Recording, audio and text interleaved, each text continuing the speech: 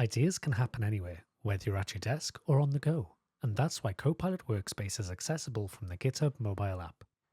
It starts by defining your task, which you could type or use your device's built-in dictation capabilities.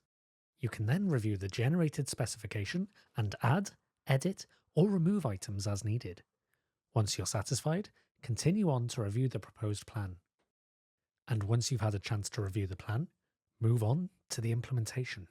You can manually review the code changes using the diff view and make edits as needed.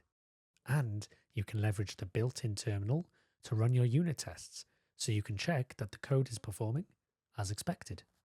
Once you're happy with the proposed changes, you can choose how you want to integrate them.